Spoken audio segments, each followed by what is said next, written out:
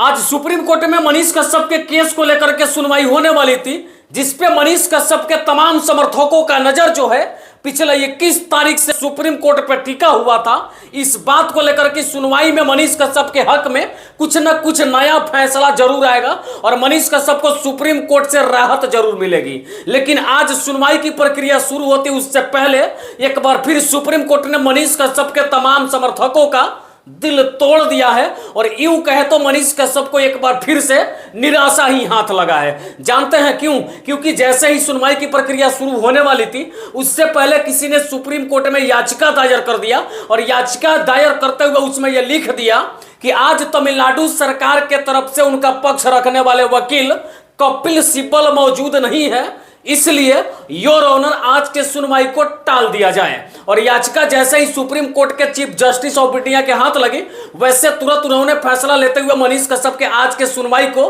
टाल दिया और आने वाले 1 मई को सुनवाई का डेट बता दिया है। इस वक्त की बड़ी खबर मैं आपको यही बता रहा हूं कि मनीष कश्यप की केस की सुनवाई आज सुप्रीम कोर्ट में नहीं हो पाई। एक बार फिर से सुप्रीम कोर्ट ने मनीष कश्यप के केस की सुनवाई की अंतिम तारीख 1 मई को बताई है। सुप्रीम कोर्ट ने यह कहा है कि कपिल सिब्बल जो कि तमिलनाडु सरकार का पक्ष रखने वाले वकील थे और उनसे चीफ जस्टिस ऑफ इंडिया ने पिछले 21 तारीख को यह सवाल पूछा था कि मनीष कश्यप पे एनएसए क्यों लगाया और तमिलनाडु सरकार को एक नोटिस भी जारी किया और नोटिस में भी यही सवाल था कि मनीष कश्यप के ऊपर एनएसए क्यों लगाया। आज इस सवाल का जवाब तमिलनाडु सरकार कपिल सिब्बल को देती और कपिल सिब्बल न्यायालय में चीफ जस्टिस ऑफ इंडिया को देते, लेकिन सुनवाई होती उससे पहले कपिल सिब्बल कहीं चले गए थे, गायब हो गए थे और इस वजह से याचिका में यह बताया गया कि आज जो है आज की सुनवाई को टाल दिया जाता है और 1 मई को एक बार फिर से सुनवाई की प्रक्रिया शुरू होगी। आपको बता दूं कि मनीष कश्यप का ये जो पूरा प्रकरण चल रहा है बिल्कुल फिल्मी सीन की तरह है।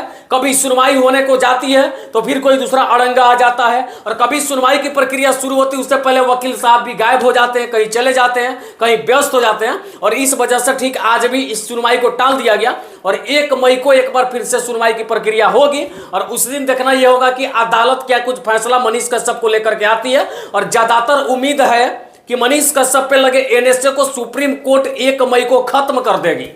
चूंकि मनीष कश्यप के ऊपर जो एनएसए लगा है उसको सुप्रीम कोर्ट अपने नजर में निराधार मानती है, हालांकि उसका आधार तो तमिलनाडु सरकार को बताना ही पड़ेगा, लेकिन मुझे नहीं लगता कि उनके ऊपर लगे एनएसए को रखा जाएगा। 1 मई को शायद से खत्म हो जाएगी, तो ज्यादा घबराने की जरूरत नहीं है। मनीष कश्यप के समर्थकों को शांत रहने की जरूरत है, चूंकि आप लोगों ने जिस तरीके से मनीष कश्यप का समर्थन किया है और जो कर भी रहे हैं वो काबिल तारीफ है। यहां तक कि आप लोग पोस्ट पे तो पोस्ट डाल ही रहे हैं, ट्विटर पे ट्रेंड तो करवा ही रहे हैं और दूसरी तरफ उनके कुछ ऐसे भी समर्थक हैं जो अपने खून से